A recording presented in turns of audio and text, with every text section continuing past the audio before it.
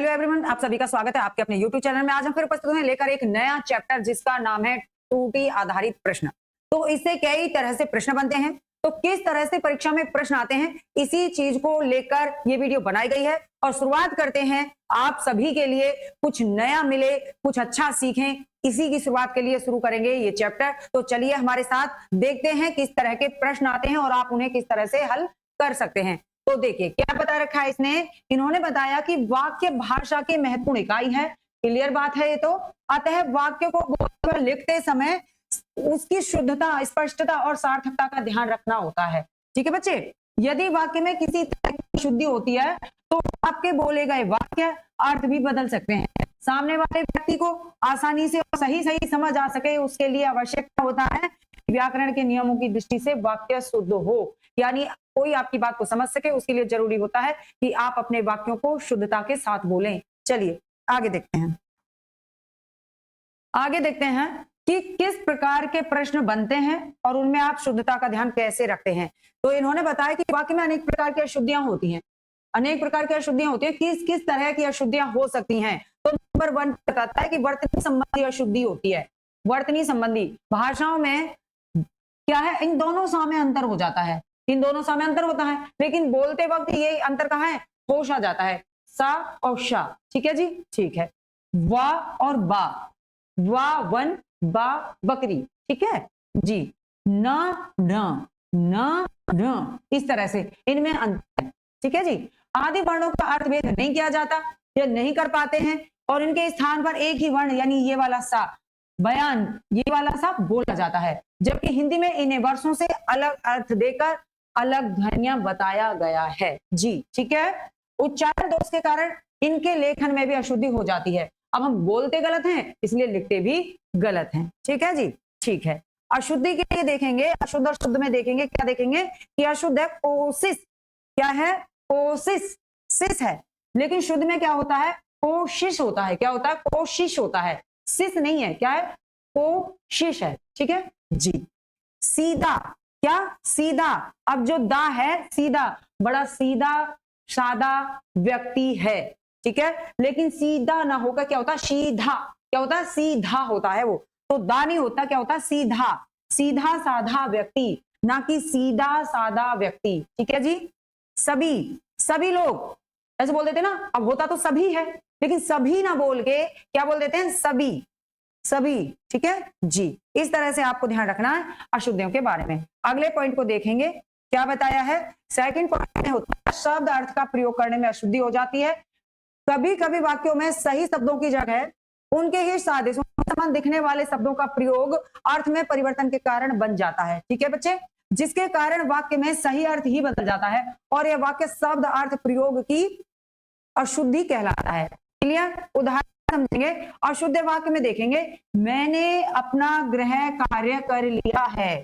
ठीक है जी, गृह कौन सा, ये, अब ये ग्रह कौन सा है, आप कहेंगे जो कहां पर है, बिल्कुल कहां पर है ये ग्रह, तो धूमकेतु ग्रह। ऐसा नहीं, क्या कार्य कर लिया, तो श्रुति में देखेंगे। अब ये बोलने की त्रुटि है, यानी शब्द अर्थ की त्रुटि है, शब्द में त्रुटि है इसलिए अर्थ बदल गया है।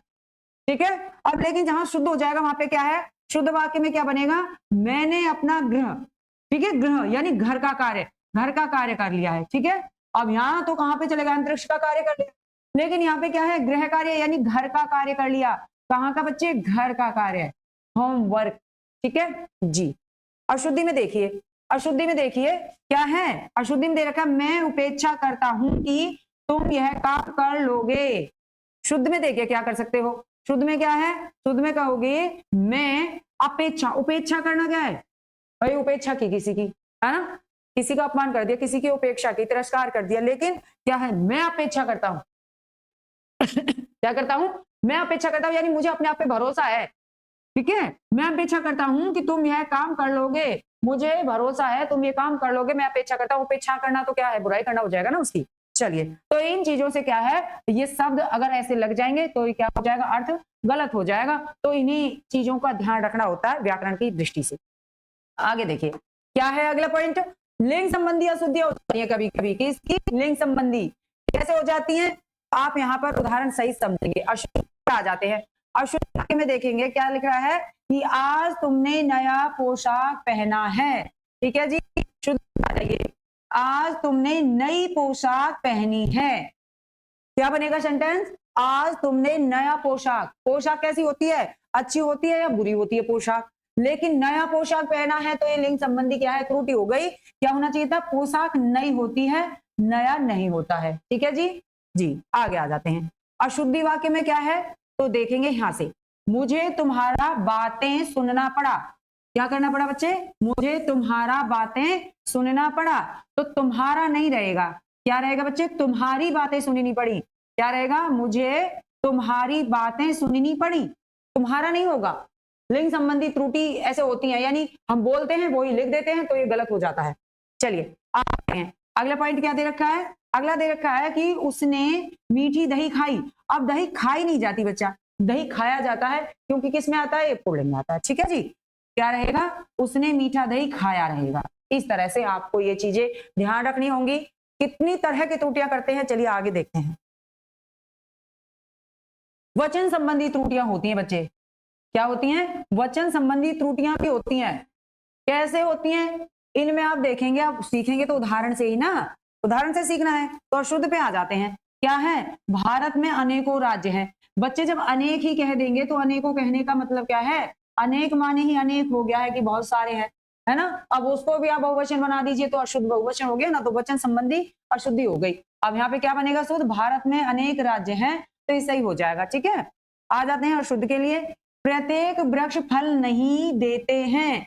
अब जब प्रत्येक ही कह दिया है कि प्रत्येक वृक्ष फल नहीं देते, तो ये गलत हो जाएगा, देते देता है। क्या रहेगा बच्चे, यहां पर देते की जगह क्या हो जाएगा, देता है, देता है। ठीक है जी, देता है रहेगा यहाँ पर, क्लियर जी। तो क्या रहेगा शुद्ध वाक्य में, प्रत्येक वृक्ष फल नहीं देता है। ठीक है जी, आगे आ जाइए, अशुद्धि में देखते हैं। लड़कियों ने कहा कि वह कमरे में बैठेंगी, लड़कियों ने कहा कि वह कमरे में बैठेंगी। अब देखिए, कहा कि वह कमरे में बैठेंगी, अब बहुवचन की बात आ रही है, तो वह एक लड़का है की तरह क्यों बोल रहे हैं हम लोग, क्या कहना चाहिए कि लड़कियों ने कहा कि वे कमरे में बैठेंगी, वे तो बहुवचन की तरह बात करनी चाहिए ना। ठीक है जी, ठीक है, तो क्या हो जाएगा, अब कमरे में बैठेंगी, वह की जगह पे क्या कहोगे, वे कहोगे बच्चे, क्या कहोगे, वे। लड़कियों ने कहा कि वे कमरे में बैठेंगी, क्योंकि कितनी लड़कियां हैं, बहुत सारी लड़कियां हैं, कहा बैठेंगी, है ना, लड़कियों ने। चलिए अगले पॉइंट की बात करते हैं, क्या है देखिए, क्या दे रखा है अगला पॉइंट, ध्यान देंगे। पदक्रम संबंधी अशुद्धियां होती हैं कई बार। ये कैसे होता है कि पदों के उचित क्रम में ना होने पर उसके भाव जो हैं और या फिर उनका अर्थ जो है वो स्पष्ट नहीं होता है। ठीक है, इस वाक्य की पदक्रम संबंधी अशुद्धियां बोला जाता है। जैसे पद किसे कहते हैं, वाक्य में प्रयुक्त जो शब्द होते हैं वही क्या कहलाता है, पद कहलाता है बच्चे। तो राम घर जाता है, राम घर जाता है। ठीक है जी, अब ये क्या है, ये पद है।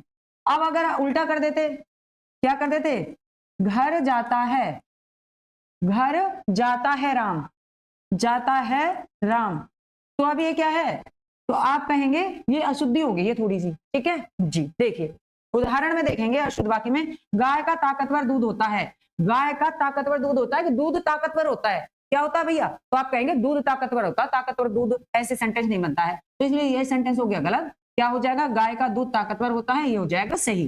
ठीक है, अपनी बात आपको मैं बताता हूं, ऐसा कहेंगे, अपनी बात आपको मैं बताता हूं, कि आप कहोगे मैं आपको अपनी बात बताता हूं, मैं आपको अपनी बात बताता हूं, ऐसा होना चाहिए ना। तो अगला सेंटेंस यही है, मैं आपको अपनी बात बताता हूं, ये सही हो जाएगा, पहला गलत था। क्या है अगले देखिए, आज मैंने गर्म दूध भैंस का पिया, क्या ऐसे कहोगे, आज मैंने गर्म दूध भैंस का पिया, ऐसा कहोगे नहीं, आज मैंने भैंस का क्या पिया, गर्म दूध पिया, क्या पिया बच्चे, गर्म दूध पिया, तो ये सेंटेंस यहाँ पे सही होने वाला है।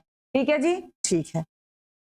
चलिए पुनरावृत्ति अशुद्धियां, पुनरावृत्ति अशुद्धियां ये आपको नोट करनी ही रहेंगी कि कोई गलती ना हो जाए आप लोगों से। ठीक है जी, पुनरावृत्ति अशुद्धियां हैं आपकी, यानी कि एक शब्द दो बार दोहरा दिया जाता है तो वो पुनरावृत्ति कहलाता है और ये एक दोष मान लिया जाता है, अशुद्धि मान लिया जाता है। ठीक है, जैसे देखिए क्या कहा गया है कि एक ही वाक्य में जब एक ही अर्थ या भाव को प्रकट करने वाले दो शब्द, ठीक है, दो शब्दों का प्रयोग किया जाता है तो वाक्य में अशुद्धि हो जाती है। उदाहरण से समझेंगे इस चीज को, क्या है देखिए, प्रधानमंत्री जनता के हित कर लिए कार्य कर रहे हैं। अब बच्चे जब प्रधानमंत्री जनता के हित कर लिए कार्य कर रहे हैं तो उस क्या सेंटेंस होना चाहिए था कि प्रधानमंत्री जनता के कल्याण के लिए कार्य कर रहे हैं। ठीक है, इसमें मीन्स इतना ध्यान देंगे। हाँ, ये डबल टाइप हो गया इसमें। ठीक है, इसको इग्नोर कर दीजिए। प्रधानमंत्री जनता के हितकर लिए कार्य कर रहे हैं, तो हितकर, अब हितकर के क्या मतलब है आपको यहाँ पे कहना है प्रधानमंत्री जनता के कल्याण के लिए कार्य कर रहे हैं, इतने तक ही ये हमारा वाक्य शुद्ध हो जाता है। ठीक है, आगे देखिए, वह बहुत जल्दी वापस लौट आए, वह बहुत जल्दी वापस लौट आए, वह बहुत जल्दी लौट आए। अब जब लौट आए तो वापस का मतलब क्या था यहाँ पर बच्चे? ठीक है, यहाँ पर हित और कर लिए, भाई हित के लिए हो जाता, इतना ही काम करता। यहाँ पे आ जाते हैं शुद्धि के लिए। जयपुर में कई दर्शनीय स्थल देखने योग्य हैं। अब कई दर्शनीय स्थल देखने योग्य, अब दर्शनीय का मतलब ही होता है देखना, दर्शनीय का मतलब ही क्या होता है? देखना होता है, तो देखना गलत हो गया ना बच्चे। तो जयपुर में कई दर्शनीय स्थल हैं, इतना काफी है और आपका वाक्य शुद्ध भी हो जाएगा। ठीक है, चलिए, विराम चिन्ह संबंधी भी जो है त्रुटि करते हैं बच्चे, तो इन पे आपको क्या ध्यान देना है? इन पे आप पे ध्यान देना है कि कभी जो है विराम चिन्ह लगाते हैं और वो क्या कर देते हैं, गलत जगह लगा देते हैं, लगाते नहीं है तो उनके जो वाक्यों के अर्थ होते हैं वो गलत हो जाते हैं। किस तरह से? देखिए, उदाहरण में देखेंगे क्या गड़बड़ होती है। चलिए देखिए, हाँ मेरा यही विचार है, हाँ मेरा यही विचार है, लेकिन ऐसे ना करके अगर आप इसको कहते हैं हाँ, क्या बोलेंगे? हाँ मेरा यही विचार है, मतलब मैंने हाँ किया, हाँ मेरा भी यही विचार है। लेकिन अगर आपने यहाँ पे विराम चिन्ह नहीं लगाया तो वो गलत हो जाएगा। ठीक है जी, आते हैं आगे। नहीं कल मैं तुम्हारे घर नहीं आ सकूंगा। ठीक है, लेकिन क्या कहना है? नहीं कल मैं तुम्हारे घर नहीं आ सकूंगा। ठीक है, नहीं यहाँ पर होगा एक रुका हुआ, नहीं कल मैं तुम्हारे घर नहीं आ सकूंगा। ठीक है जी, अशुद्धि पे आते हैं। धीरे धीरे ध्यान से चलो। अब धीरे धीरे ध्यान से चलो और योजक चिन्ह कहाँ पे लगा है? यहाँ पर। जब भी एक वाक्य दो बार आएगा तो योजक चिन्ह लगेगा। धीरे धीरे ध्यान से चलो, इस तरह आपको ध्यान रखना है कि कहाँ पे चिन्हों का प्रयोग होना चाहिए। ठीक है जी, ठीक है। चलिए एक और बता देते हैं आपको, एक सेकंड। एक और सेंटेंस होता है जैसे जाओ रोको मत। ठीक है, ठीक है। अब ये क्या है? जाओ रोको मत, जाओ रोको, जाओ रोको मत।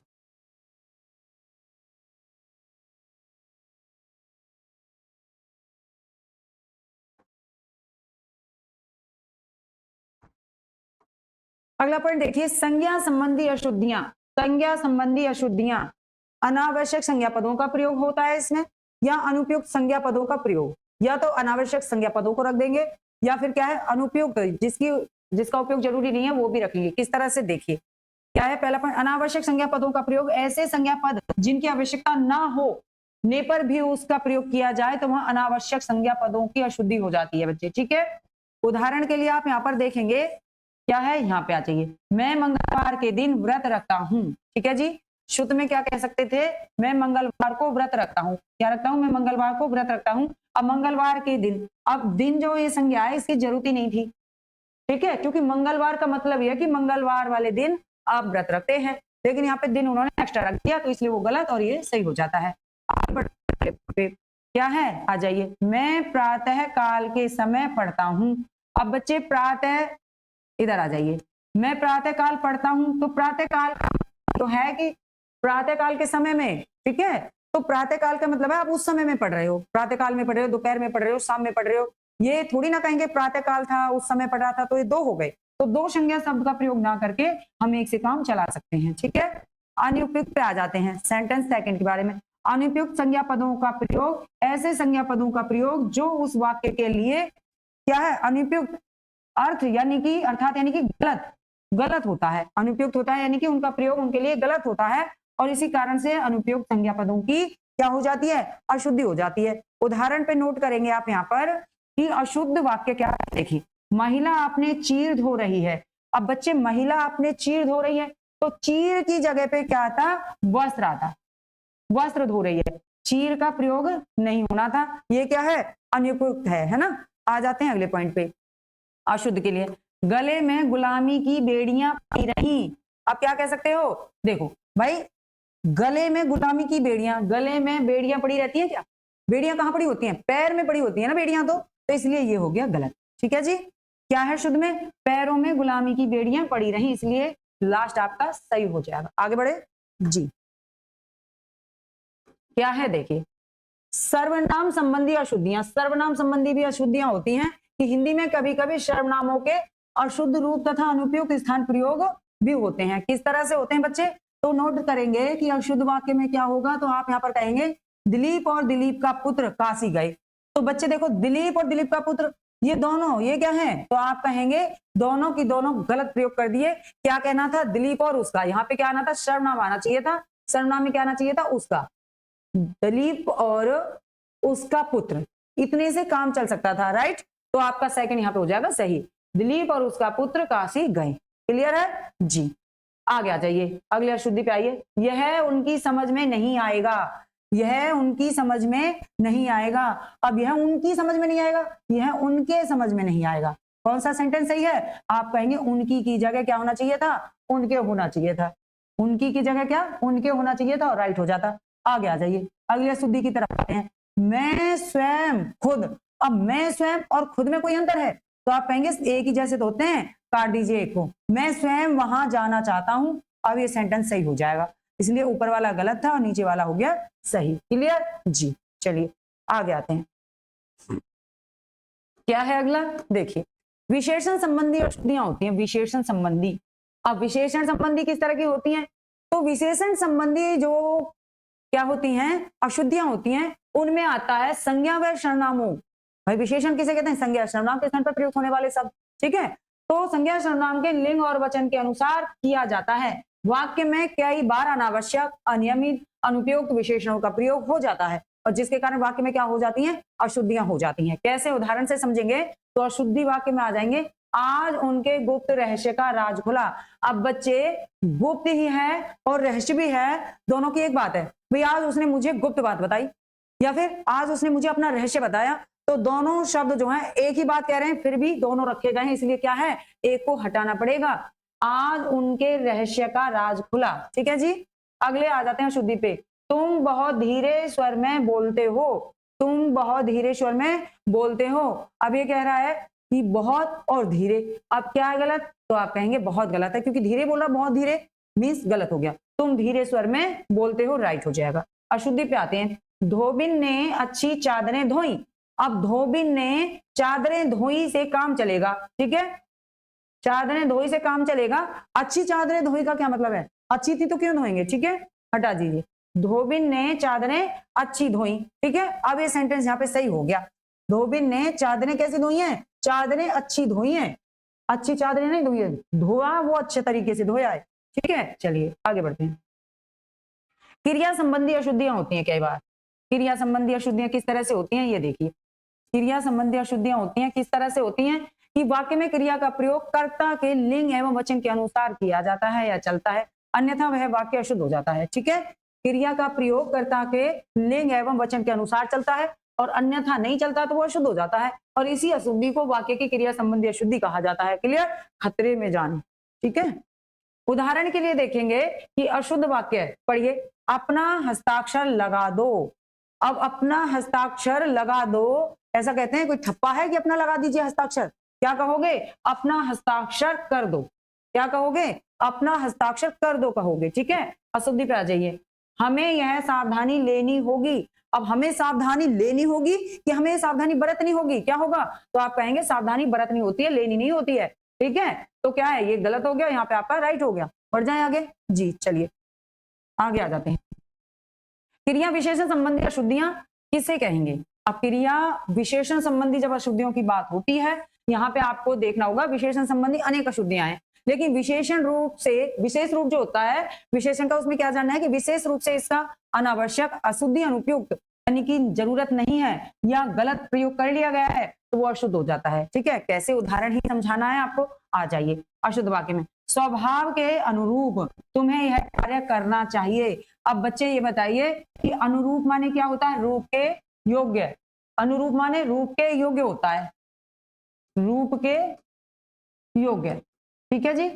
अच्छा, या अपने रूप के अनुसार कह सकते हैं, लेकिन यहाँ तो इन्होंने पॉइंट बदल दिया, तो अब विशेषता क्या गलत हो गई ना, कि स्वभाव के अनुकूल होता है, स्वभाव के अनुकूल। हमारा स्वभाव नरम है, गर्म है, किस तरह का है, तो अपने स्वभाव के अनुकूल हमें कार्य करना चाहिए।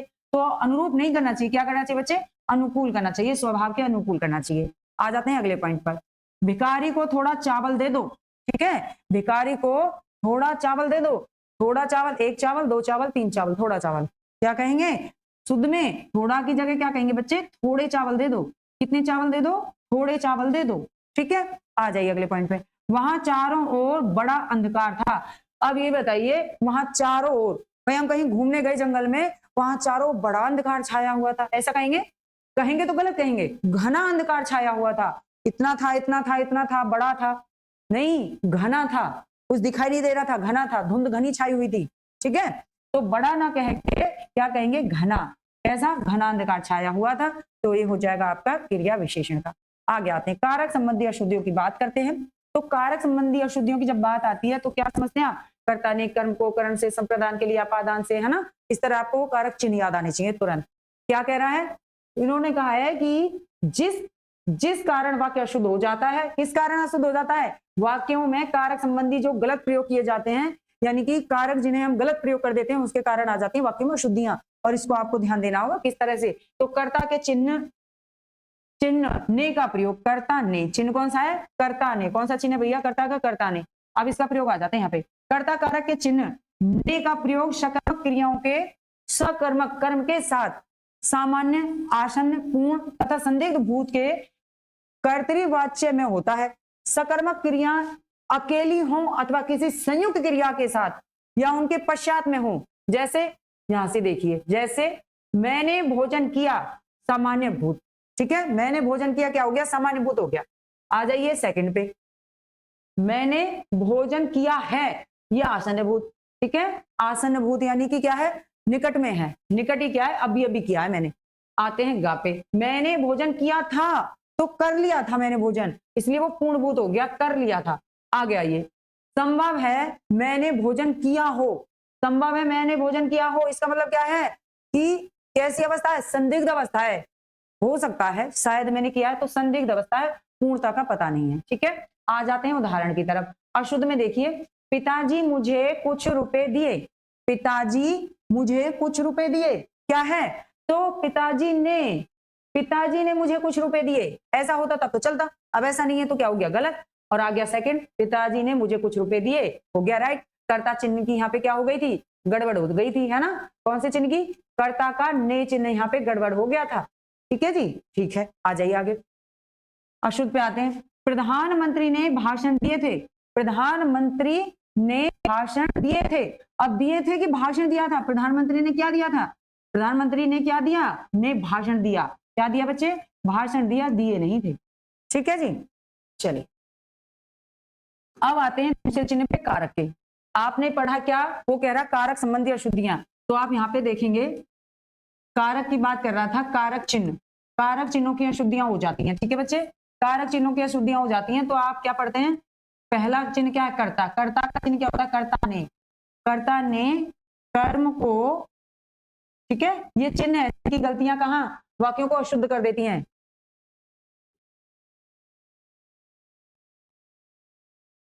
है साधक होता है यहाँ पे, ठीक है, कर्ता ने कर्म को करण से संप्रदान के लिए, संप्रदान के लिए को लिए, ठीक है, आपादान से, आपादान से, कौन सा चिन्ह है, से, आपादान से का मतलब क्या है, इसमें अलग होने का भाव होता है, अलग होने का भाव होता है, ठीक है, संबंध, संबंध का के की,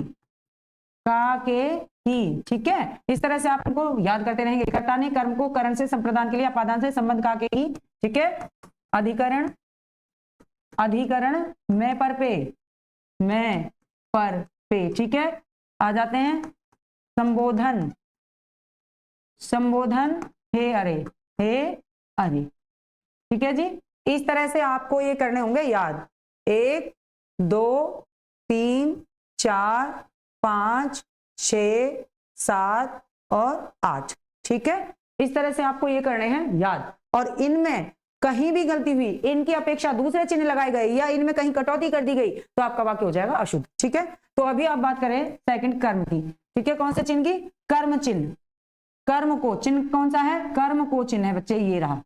का प्रयोग, किसी वाक्य में जब कर्म को अधिक महत्व दिया जाता है तो वहां कर्म कारक के चिन्ह को का प्रयोग किया जाता है। ठीक है बच्चे, अन्यथा उसका प्रयोग नहीं किया जाता है। उदाहरण में देखेंगे क्या है? अशुद्ध वाक्य, वह लड़का पीटता है, वह लड़का पीटता है, वह लड़के को पीटता है। कौन सा चिन्ह है? वह लड़के को पीटता है। क्या कहोगे? यहाँ पे किसकी अशुद्धि थी? कर्म कारक की, कर्म कारक की अशुद्धि थी बच्चे यहाँ पे। ठीक है, और को चिन्ह कौन सा है? तो आप कहेंगे कर्म कारक का है को चिन्ह। राइट, आगे बढ़े जी। चलिए, संबंध कारक चिन्ह का, संबंध कारक में क्या आ जाएगा? तो आप कहेंगे संबंध काके की। चिन्ह कौन से हैं? काके की का प्रयोग, कारक चिन्ह काके की आदि के प्रयोग में भी त्रुटि हो जाती है। उदाहरण के लिए आप इसमें देखेंगे, क्या देखेंगे? अशुद्धि वाक्य क्या है? इस गांव में घर घर यही दशा है। काके की कहीं लगा है इसमें? आप कहेंगे नहीं लगा। इस गांव के घर घर में यही दशा है। ठीक है, इस गांव में घर घर यही दशा है और इस गांव के घर घर में यही दशा है। आप कहेंगे बिल्कुल त्रुटि बोधक हो गया है, मैं लगा दिया है। ठीक है, कौन सा लगना चाहिए था? संबंध। इस गांव के घर घर में, गांव के घर घर में संबंध कारक चिन्ह का प्रयोग हुआ है। ठीक है जी, ठीक है। चलिए, करण कारक की बात करते हैं। करण कारक और अपादान कारक के चिन्हों का प्रयोग क्या है? से, यह करण कारक और अपादान कारक का चिन्ह है जहां पर से का प्रयोग, से का प्रयोग, ये आप चिन्ह से का प्रयोग है ना, करण से ये क्या है? ये साधक है। ये क्या है बच्चे? तो आप कहेंगे साधक चिन्ह, साधन। ठीक, अपादान, अपादान से यहाँ पे क्या है? अलग होने का भाव आता है दोनों में। क्या आता है? तब छोड़ दीजिए क्या कहना चाह रहा है, ये यहाँ पे कह भी दिया है। ठीक है, पृथकता का बोध होता है। किसका बोध होता है? पृथकता का बोध होता है बच्चे अपादान कारक में। आ जाइए बता देते हैं, देखिए ढंग से क्या है। पहला तो आप कहेंगे करण, क्या है? करण कारक, करण कारक। ठीक है, दूसरा क्या है? अपादान, अपादान कारक। ठीक है बच्चे, ठीक है जी। लेकिन बात क्या है कि का क्या है? करण से, करण से भी है और अपादान में भी क्या है? अपादान से। ठीक है, अब यहाँ पे क्या होता है? अलग होने का भाव होता है। यहाँ पे क्या होता है? साधक होता है। कैसे? राम पेन से लिखता है, राम पेन से लिखता है। ठीक है बच्चे, अब क्या है? किससे लिखता है? राम पेन से। किससे लिखता है? पेन से। तो एक साधन है। ठीक है, राम किससे लिखता है? किससे लिखेगा? पेन से। तो ये क्या है? आप कहेंगे पेन क्या है? एक साधन है। तो कारक कौन सा लगेगा? से। कौन सा है? करण से। किससे लिखता है? करण से। तो इस तरह से आपको याद रखना है, जहां पे ये वाला से आ जाएगा वो करण कारक के लिए प्रयोग होगा। ठीक है जी, अपादान में आ जाइए, क्या है? तो आप यहां पे कह सकते हो गीता, गीता गांव से शहर, शहर को जाती है। ठीक है, कहां जाती है बच्चे? कहां जाती है? तो गीता गांव से शहर को जाती है। तो गांव से क्या है? अलग होने का भाव है। गांव से क्या है बच्चे? अलग होने का भाव है। तो इस तरह से आप इसको ध्यान रखेंगे। ठीक है जी, आगे बढ़े। चलिए, अच्छा उदाहरण देखते हैं। उदाहरण देखिए, उदाहरण देखेंगे ना तभी तो समझ में आता है। चलिए, रामू डंडे से कुत्ते को पीटता है। रामू डंडे से कुत्ते को पीटता है। तो किससे पीटता है बच्चे? डंडे से। तो कौन सा चिन्ह है? तो आप कहेंगे इससे पीटता है, डंडे से, यानी कि करण। साधन क्या है? डंडा। तो डंडे से पीटता है, अतः डंडे से मैं करण कारक। क्लियर जी। सेकंड पे आ जाइए, वृक्ष से फल गिरा। वृक्ष से क्या गिरा? फल गिरा। अब यहाँ जो ये से है, अब ये से क्या है? यहाँ पे अपादान कारक लग गया। इससे से क्या लग गया बच्चे? अपादान। अपादान क्यों? क्योंकि ये अलग है, अलग कर रहा है, वो अलग होने का भाव प्रकट होता है, अलग होने का भाव प्रकट होता है। ठीक है जी, ठीक है। कैसे? वृक्ष से फल गिरा, यानी से। किससे? वृक्ष से। फल अलग हो गया। तो यहाँ पे जो वृक्ष से फल गिरा है, अलग होने का भाव पाया गया है, इसलिए कौन सा कारक? अपादान कारक हो गया है। क्लियर? कोई दिक्कत? कोई दिक्कत नहीं है। बिल्ली छत से गिर गई, बिल्ली कहां से गिरी? छत से, तो छत से अलग हो गई ना बिल्ली, तो इसलिए वो किस में आएगा? अपादान में आ जाएगा। ठीक है, चलिए संप्रदान संबंधी अशुद्धि की बात करते हैं। तो संप्रदान का के की संप्रदान के लिए, ठीक है, संप्रदान कारक संबंधी अशुद्धि, संप्रदान कारक के दो चिन्ह हैं, के लिए और को लिए। ठीक है, दो चिन्ह है। यदि एक के स्थान पर दूसरे का प्रयोग हो जाता है तो वाक्य अशुद्ध हो जाता है, यानी कि हमें इन दोनों में ये देखना है कहां इनका प्रयोग किया जाएगा। ठीक है, संप्रदान के लिए, राम के लिए, ठीक है, क्या था? हाँ जी, राम के लिए फल लाओ। ठीक है, दूसरा मैं कह दूं राम को फल लाओ, तो कौन सा सेंटेंस सही बनेगा? आप ही बता दीजिए, कौन सा सेंटेंस इनमें से सही बनेगा? राम के लिए फल लाओ या राम को फल लाओ? तो आप कहेंगे ये वाला सेंटेंस सही बनेगा, ये गलत हो जाएगा। तो के लिए का प्रयोग होना चाहिए, ना कि को का। तो इस तरह से आपको ध्यान रखना संप्रदान के चिन्ह। उदाहरण में देखेंगे, अशुद्धि पे आते हैं। पंडित जी ने भक्तों के लिए कथा सुनाई, तो भक्तों के लिए कथा सुनाई, भक्तों के लिए कि अपने पाप धोने के लिए कथा सुनी, वो तो एक अलग चीज है कि पंडित जी ने अपने पाप धोने के लिए कथा सुनी, तो वहां पे के लिए चलता, लेकिन भक्तों के लिए कथा सुनाई वहां नहीं चलेगा। क्या चलेगा वहां पे? भक्तों को कथा सुनाई। क्या? भक्तों को कथा सुनाई। तो यहाँ पे ये ना होकर क्या होगा? को होगा, भक्तों को कथा सुनाई। ठीक है जी, अशुद्धि पे आते हैं। शिष्य यज्ञ को लकड़ी लाया। अब यज्ञ को लकड़ी लाया कि यज्ञ के लिए लकड़ी लाई गई है?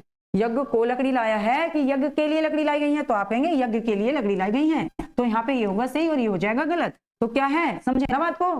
समझ गए? चलिए, तो फिर क्या है, दुविधा है, समझाना ही तो है। वर्ण और मात्रा संबंधी अशुद्धियां हो जाती हैं। और बच्चे ये आप इसमें देखेंगे कि ना की जगह पे, ना की जगह पे क्या अणय का प्रयोग कर देते हैं।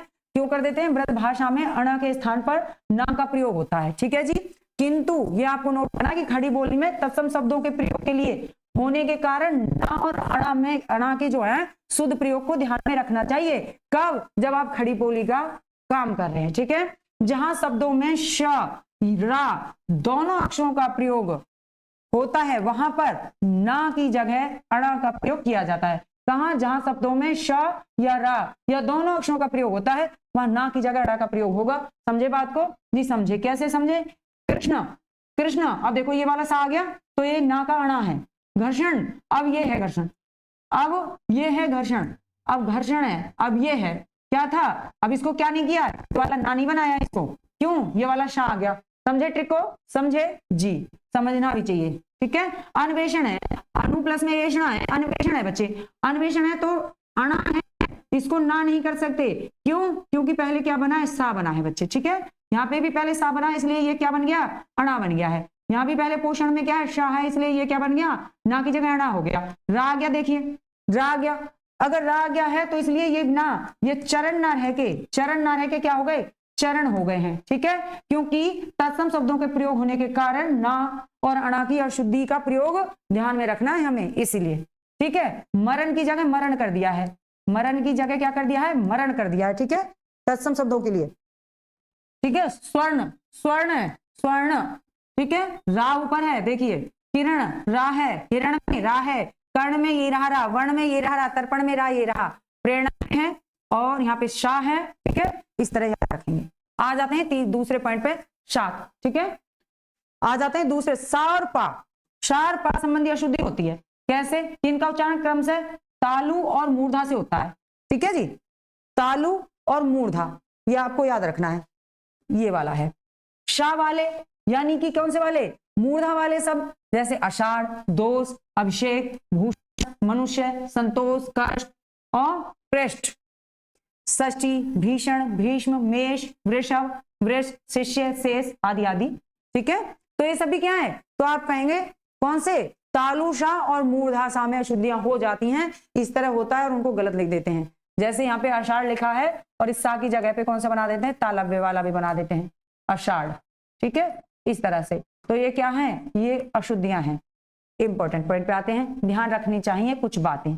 ठीक है जी, भू का अर्थ, ठीक है, क्या है? तो यहां पे आ जाता है श, अब श और श, प्र, प्र, भाई क्या बना है? श और र, ऐसे करके।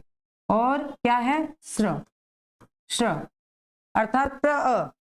विद्यार्थी इन दोनों का अंतर ना समझकर अशुद्धि कर देते हैं और अतः इसकी युक्ति शब्दों का विशेष ध्यान रखना चाहिए। ठीक है, इनके विशेष ध्यान रखना चाहिए, गलतियां नहीं करनी चाहिए बच्चे। आगे बढ़ते हैं।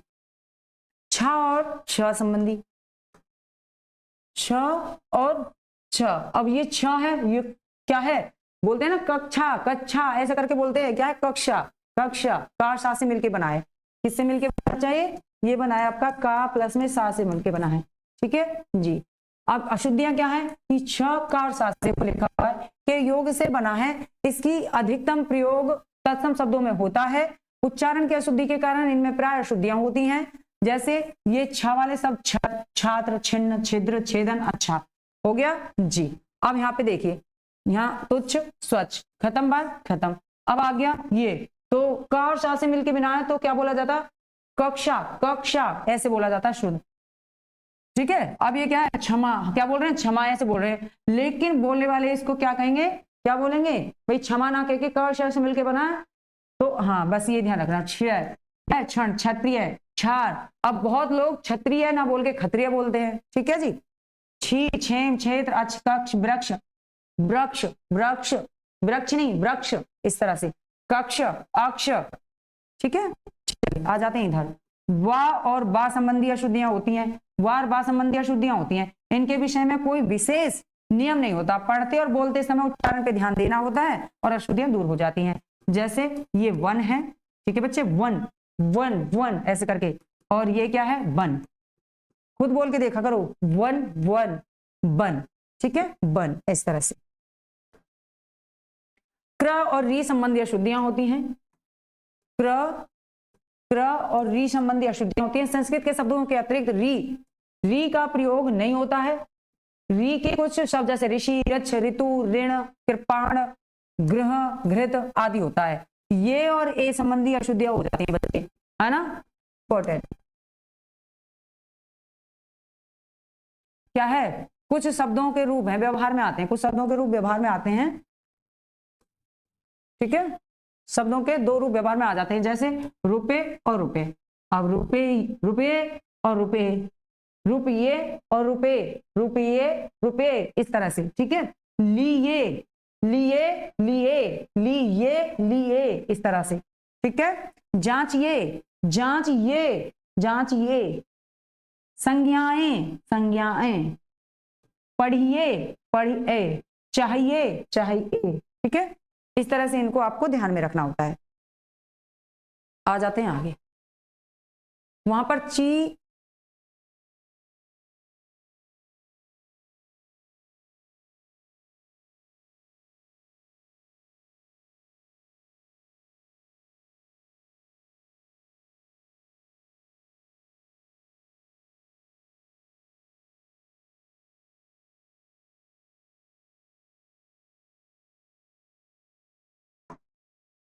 देखिए कई बार अनुस्वार और चंद्र बिंदु संबंधी अशुद्धियां हो जाती हैं। तो अनुस्वार का मतलब क्या होता है बच्चे, अनुस्वार का मतलब ये होता है और चंद्र बिंदु का मतलब ये होता है, यानी कि कह सकते हैं ये अनुस्वार लगा हुआ है, कह सकते हैं कि चंद्र है और ये बिंदु लगा हुआ है। ठीक है जी।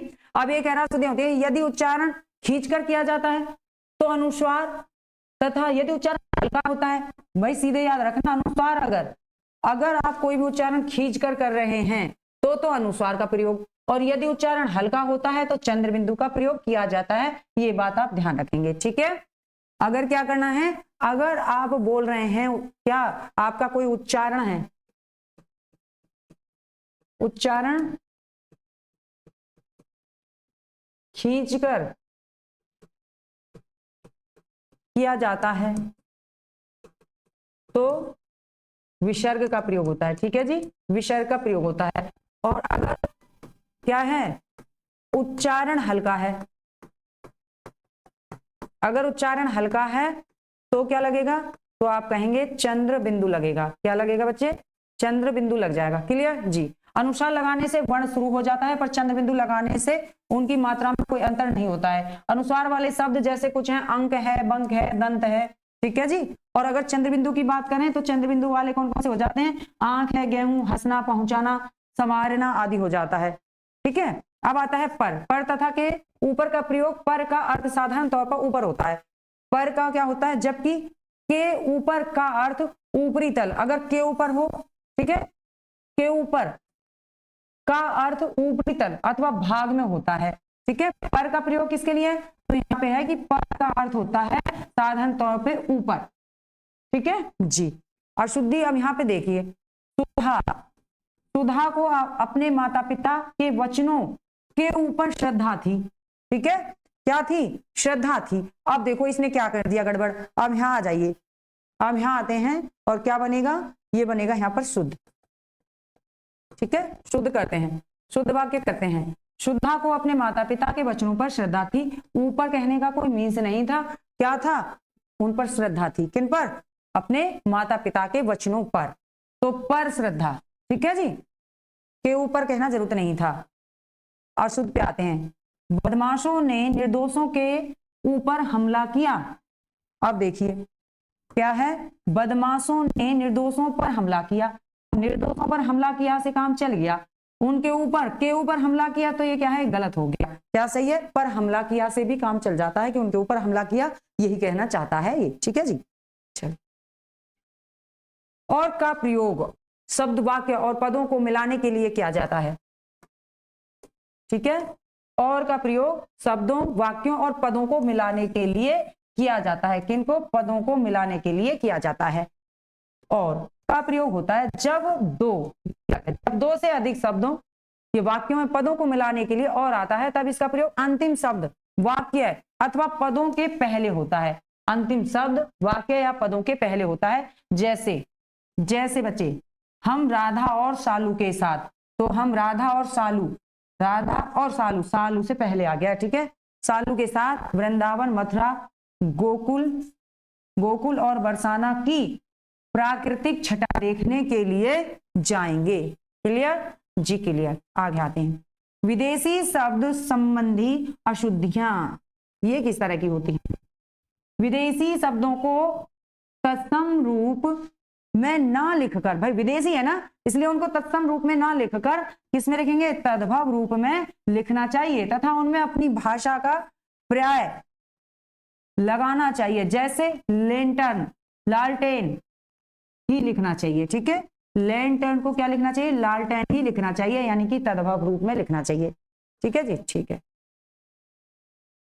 कुछ महत्वपूर्ण अशुद्धियां और उनको शुद्ध करने वाला पॉइंट किस तरह से, देखिए अशुद्ध में देखिए, सीता राम की स्त्री थी। अब बच्चे सीता राम की पत्नी थी, स्त्री थी का क्या है, अशुद्ध कहोगे तो आप कहोगे गड़बड़ हो गई, ये नहीं है, क्या है, यही सही है। मंत्री जी को एक फूलों की माला पहनाई गई।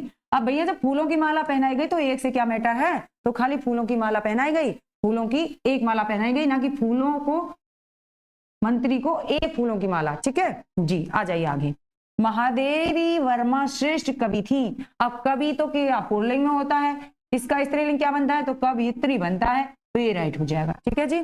शत्रु मैदान दौड़ खड़ा हुआ था।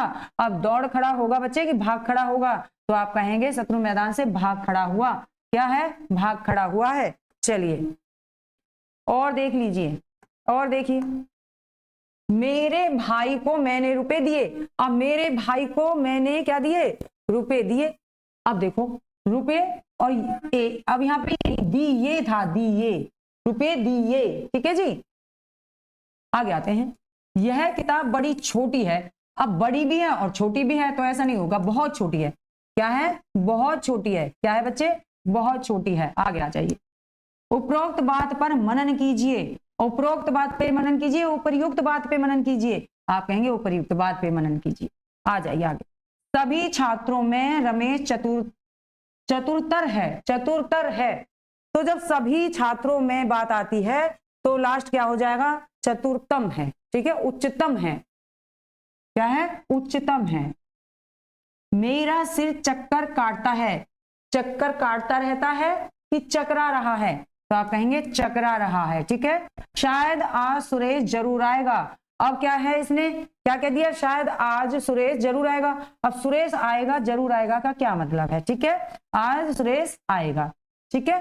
कृपया हमारे घर पधारने की कृपा करें। अब हमारे घर पधारने की कृपा करें, तो कृपया का मतलब क्या है, कृपया मुझे धन दे दीजिए, ठीक है, हमारे घर पधारने की कृपा करें। ठीक है बच्चे, ठीक है जी।